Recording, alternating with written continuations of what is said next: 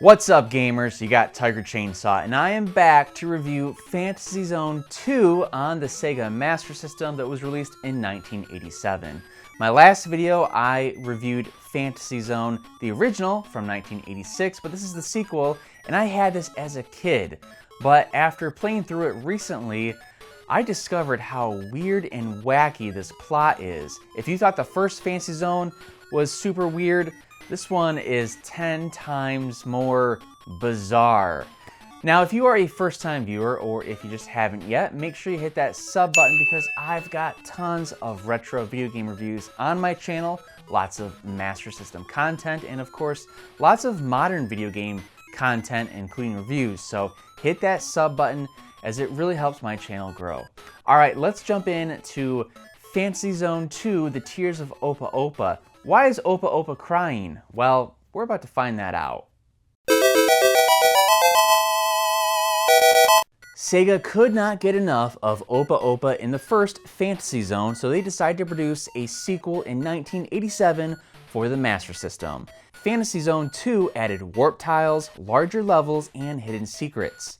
Fantasy Zone 2 was one of the first games I ever played as a child, and I spent many hours sitting in front of the TV playing its brightly colored graphics. Now, it is about to get super weird in this plot review, but be warned, spoilers are ahead.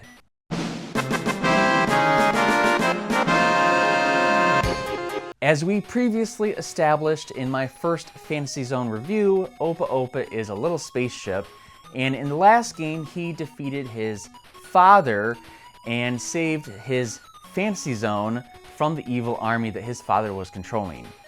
Or did he? Let's dive into the plot of Fantasy Zone 2, but we're going to be talking about a schizophrenic robot ship. Yes, I am not joking. I'm pretty sure Opa Opa is schizophrenic, but let me explain. It's been 10 years since the first battle of the Fantasy Zone, and now a new invading army is back. Defeating this army won't be easy though, as Opa Opa must fight through 8 worlds, each with sub-levels in them. Clearing out the enemy bases this time will open up warp tiles to the boss. After completing all 8 worlds, Opa Opa faces the commanding ship of the enemy army, which turns out to be himself? Fantasy Zone is just a cute shooter, but Sega really wanted to inject it with a crazy story. After defeating your evil twin by shedding tears onto him, yes, I'm being serious, Opa Opa flies off with his father. Confused? So was I. Sega recognized that players would be, so they wrote an in-depth story explaining the game after you beat it. It's a unique story, and I suppose I give them credit for trying to incorporate it, but man, what the fuck? I'm not going to read you the entire plot that Sega wrote out after you beat Fantasy Zone 2, but I will share a summary of it, and essentially Opa Opa should be in the mental ward. That's my conclusion. Due to the emotional stress brought about as a result of a war during his childhood, he developed a dual personality of virtue and vice, unknown even to himself. Only his father was aware of this. Splitting into 2 separate beings, he became, in addition to his role, the hero, the enemy's mastermind. Thus, because of the parental bond existing between them, his father had no alternative but to assume the role of their leader. Now, as a result, Opa Opa's courageous victory, the evil being that dwelled in him had been destroyed. Deeply moved, Opa Opa can no longer contain his tears, which as they fall signify his return to the sole path of righteousness. Opa Opa vows that war will never occur again. Say it with me, kids.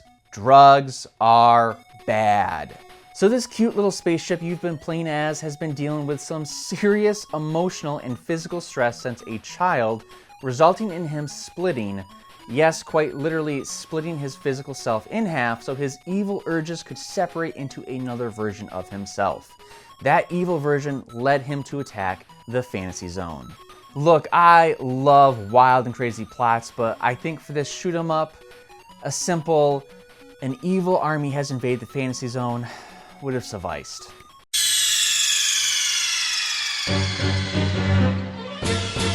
While the plot is even more goofy in this version, the gameplay has been upgraded in just about every aspect. There's a few things you'll notice right away between the first and the second Fantasy Zone. The first is the introduction of the warp tiles. Killing enemy bases will make them drop money, sometimes even dollar bills, which is another new feature, but some enemy bases cover up warp tiles that will warp Opa Opa to other sections in the world. It's required to defeat all the bases in the world, and with this inclusion, Fantasy Zone 2 becomes double the size of the original Fantasy Zone. I found the bosses to be slightly easier than the original. Many times, I didn't need a special weapon like the laser beam or the wide beam to defeat them. Using the twin shot was just as effective. I thought you'd be able to keep a special weapon as your main weapon after collecting all the engines like it is in the first game, but that was not the case. I have to say though, I did get a bit of a chuckle after purchasing the 2 twin big bombs. Dropping them down on opponents, the bombs are painted like the American flag. USA! USA! USA! Remember though, this was made in Japan, so they certainly respect the power of the American Army, giving it a nod with those bombs. The levels become increasingly difficult, and around World 6 it really ramps up. Enemies shooting at you is the least of your worries, as they fly around so fast you're more likely to be kamikazed by them than shot down.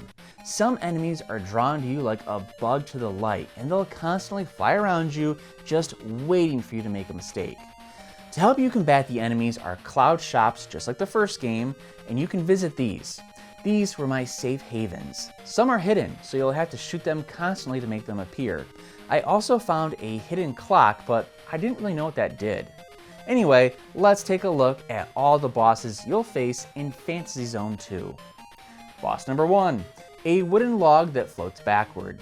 He's not the danger, it's the tiny logs floating towards you that you have to navigate through them while shooting at him. Boss number 2, this totem pole boss looks like the mustache version of Freddie Mercury who spews hammers at you. You'll have to shoot everything except his head to defeat him. Boss number 3, a giant eye encased around ice. He floats around the screen, occasionally firing at you. Boss number 4, this guy looks like a Chinese dragon that you would see at a festival. He flies around the screen shooting fire at you. He's pretty tame. Boss number 5, a big face that puffs up doesn't sound too dangerous. Just make sure to kill him before he starts zooming around the screen. Boss number 6. This boss reminds me of an accordion. You'll have to bomb or shoot all the levels of him. Boss number 7. This spinning face. Screw this guy. I hate him so much. It took me at least 30 attempts to beat him during my Fantasy Zone playthrough. His face is on a pole and he spins around faster and faster shooting balls at you. He is nearly impossible to beat. Boss number 8. Like the first Fantasy Zone, you'll face off in a snake mini game. After killing the head of the snake a few times, you will face your evil twin self. You'll have to face all 8 in a row in a boss rush, just like the first Fantasy Zone.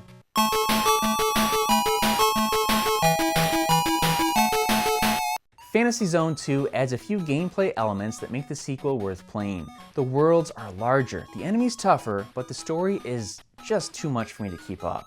Keep it simple with small shooters like this. Either way, Fantasy Zone 2 is an upgrade over the original with its delightful gameplay. Fantasy Zone 2 scores a 7.7 out of 10, making it a good game. Wow, so as I'm recording this, my cat just threw up all over in front of me. I can't wait to clean that up after this video. Oh, there he goes, he's still puking. All right, let's wrap this up. That was my review of Fantasy Zone 2. I like that a lot better than the original, but my nostalgia glasses are probably on because I played this game a ton as a kid. You could stick me in front of the TV and I was so mesmerized by the graphics. Fantasy Zone 2 to me is the better one, but I want to hear from you guys, especially you Master System fans. Which Fantasy Zone do you prefer? Let me know in the comments below, and don't forget to like this video and subscribe to my channel so you don't miss any Master System content like the Fantasy Zone review that I've done. So if you haven't watched that one yet, make sure you catch that after this video. Alright gamers, I appreciate you watching, but make sure you play a video game today. All right, time for cleanup.